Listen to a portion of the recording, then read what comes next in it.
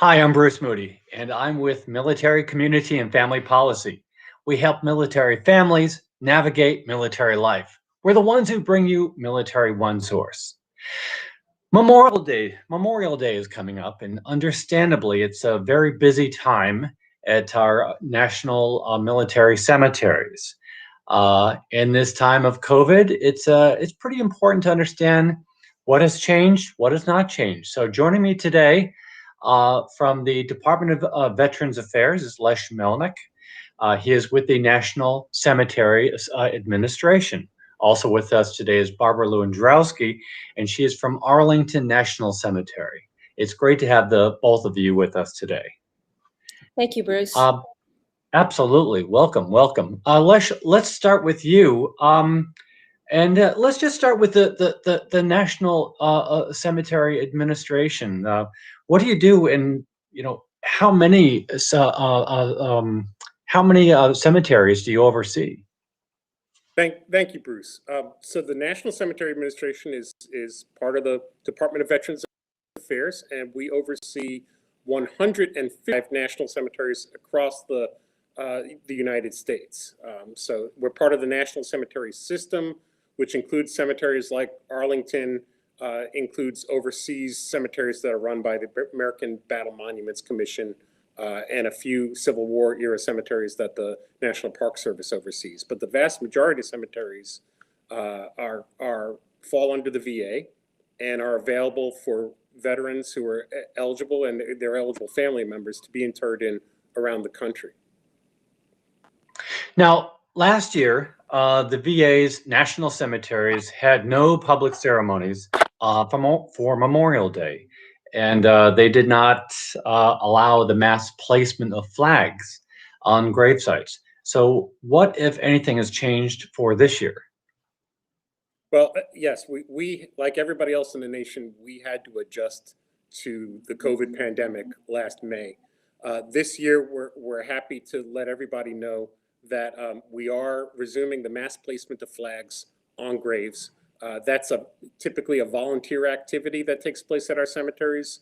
Local Boy Scout troops or cemetery support committees or other volunteers in the community come out to our cemeteries and place flags. So we're happy to be doing that. What we are not able to do this year is the large public ceremonies that people typically associate with Memorial Day at a national cemetery. In many of our cemeteries, that's thousands and thousands of people who come out to commemorate Memorial Day in those sacred surroundings.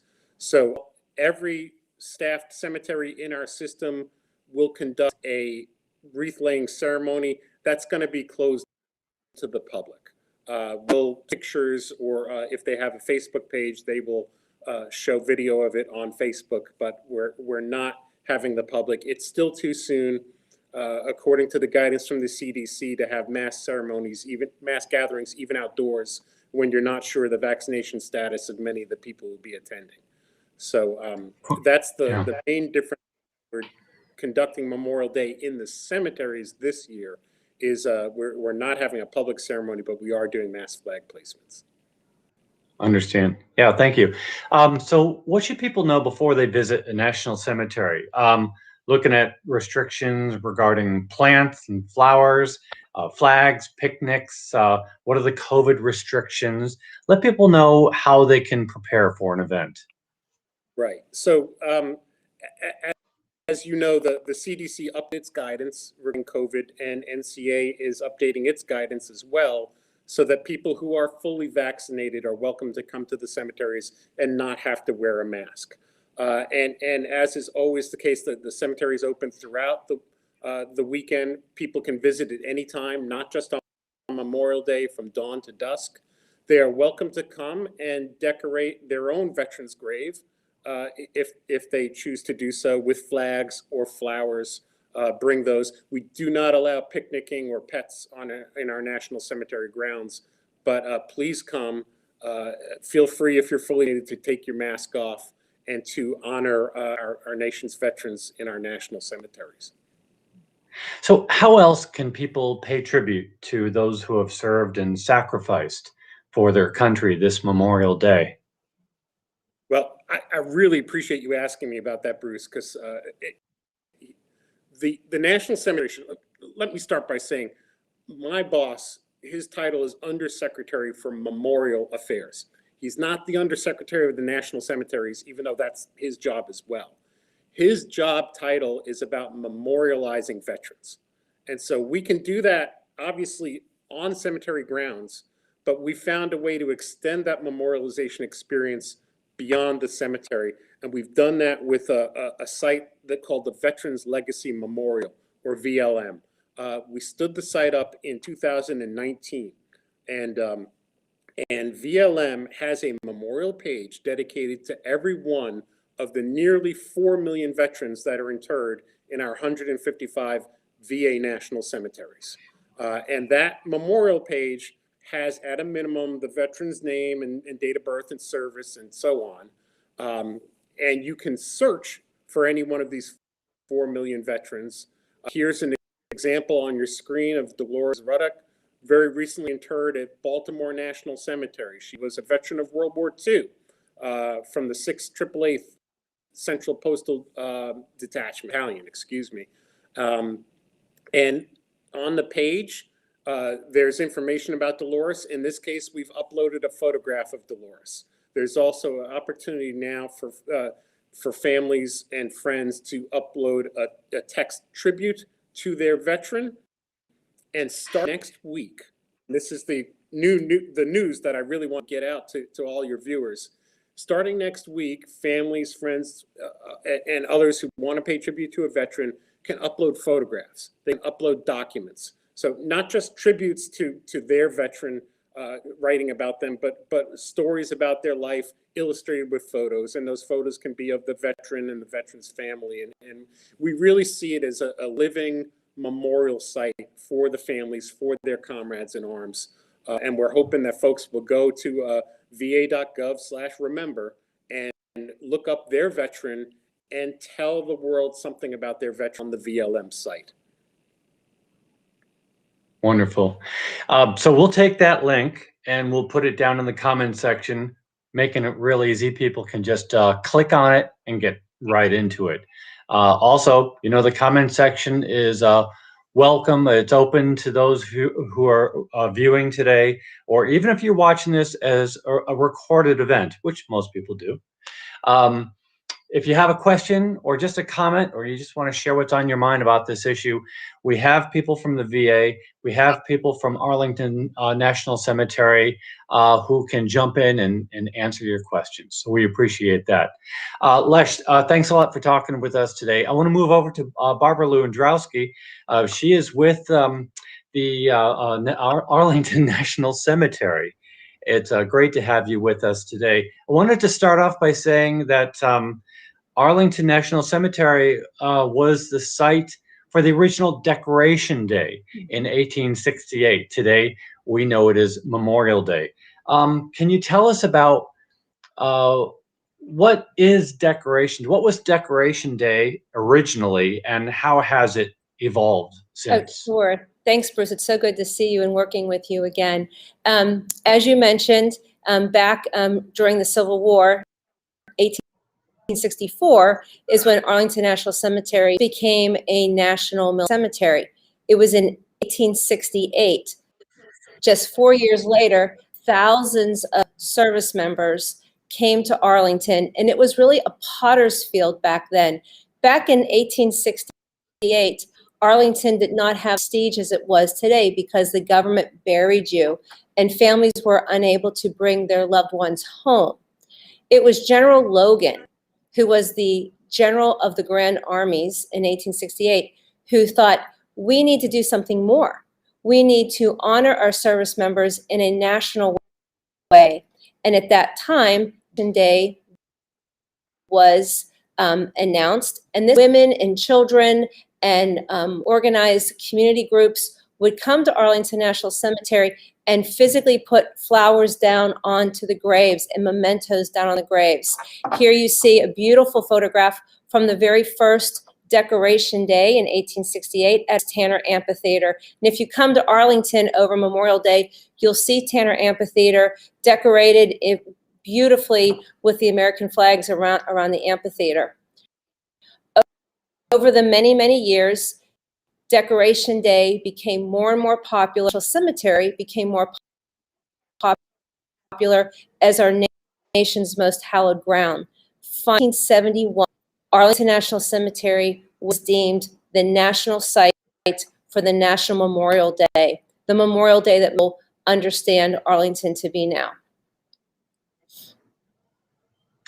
So Arlington National Cemetery, will it be open to the public on Memorial Day? What would be the visitation rules for the public and for family pass holders? Thank you. We're so happy to announce that starting next week, Arlington National Cemetery will be open to everyone. And what does that mean? So first, it means that the JFK gravesite, family gravesite, will be open to regular visitation. There will be no one-way direction. You can come, you can stay as long as you like, you can get as close to the eternal flame and to President Kennedy's brothers who are buried there. It also means that we will have indoor and outdoor. So if you're planning on coming to any of the indoor sites, which would be our welcome center, our display room, any of the lavatories, as well as coming to the cemetery for a funeral, you'll still need to use your mask and you'll still need to do screening, security screening. But if you want to come straight into the cemetery and enjoy the cemetery for all the Memorial Day activities, you can just come through our outdoor screening.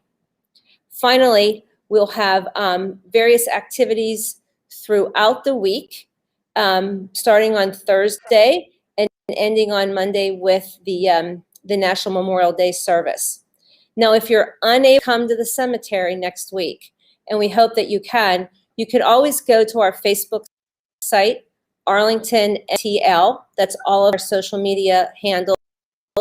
And you can take a virtual tour to the National Cemetery, and our virtual tour shows you all of the 80 sections throughout the cemetery. So perhaps you'll be able to see the section that your loved one is buried in.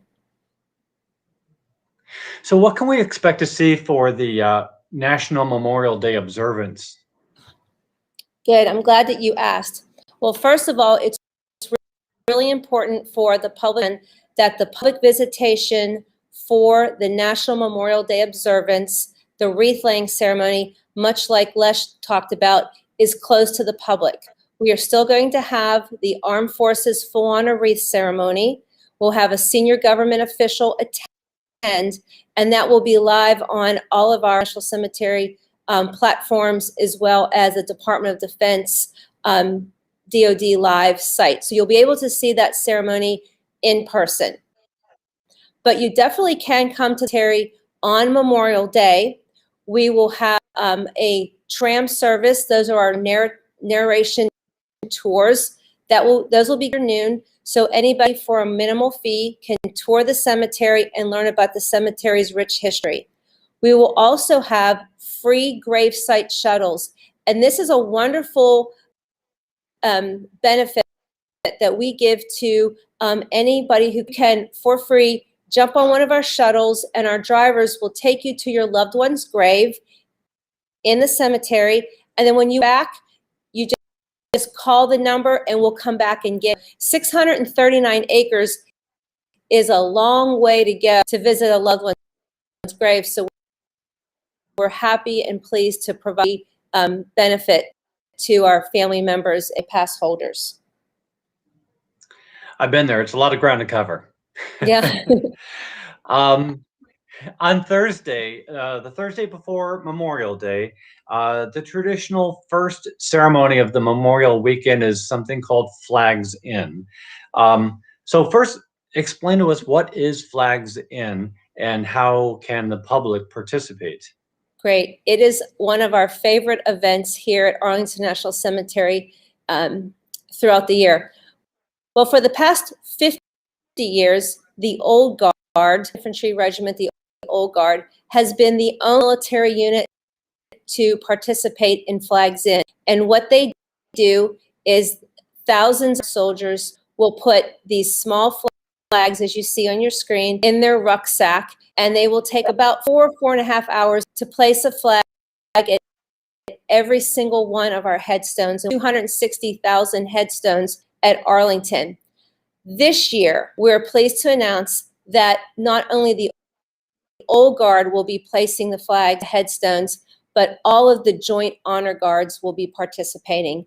These will be Marines from 8th and I Marine Corps Barracks, Naval sailors from Naval District, Washington, airmen from the Air Force District of Washington, and Coast Guardsmen from the U.S. Coast Guard Station down in Alexandria, Virginia. So we're going to have a ceremony. It's the first time that we're having it in 50 years.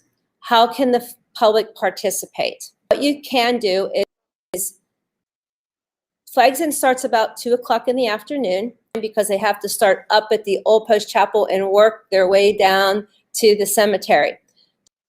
The public is welcome to watch, take photographs, they can take videos, they can talk to the soldiers if they like to, but they cannot place the flag themselves because it is an official ceremony, but they can participate just by being there, and by being there and watching these men and women just transcend through the story one by one. It's an awesome sight. So we look forward to that. And if you're in town, if you're in the area, please join us on Thursday about 2 o'clock. Really interesting. Now, also, Arlington National Cemetery is celebrating a special event this year. This is the Tomb of the Unknown Soldier Centennial celebration. Yes. So, yep. So, what is it, and how can we participate? Okay, so this is the biggest news of the year for Arlington, and it falls right in with Memorial Day because the Tomb Soldier is located right in the heart of the cemetery. That's where Memorial Day takes place. This 100th year of the Tomb of the Unknown Soldier, November 11th, will be the 100th of the tomb, and we have programs all throughout the year. We've had webinars, presentations on our social media site. You can go to arlingtoncemetery.mil/education. You can still take one of the webinars. We have CEU credits for teachers, for lifelong learners, different modules about the Tomb of the Unknown. The Naval District of Washington will be doing a historical plaque presentation and symposium coming up in November. We have a reenactment of the funeral of the unknown soldier from World War I, 100 years ago.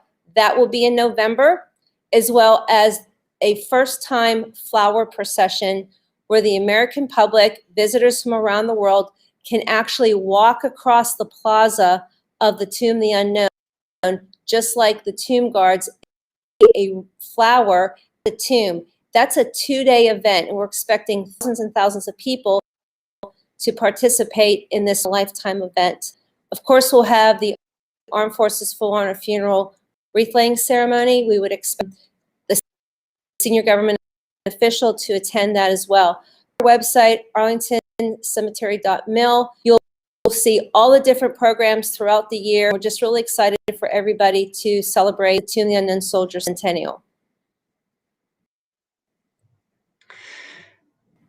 We really thank the both of you for being with us today.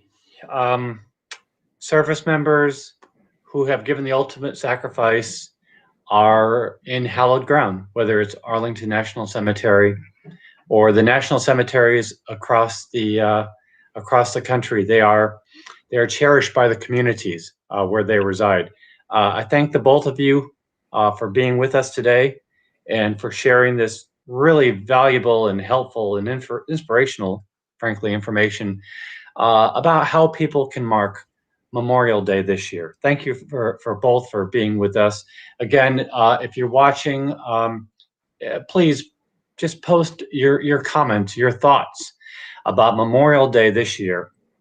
We'd love to hear from you. Thanks for joining us today. Take care. Bye-bye. Thanks, Bruce. A pleasure.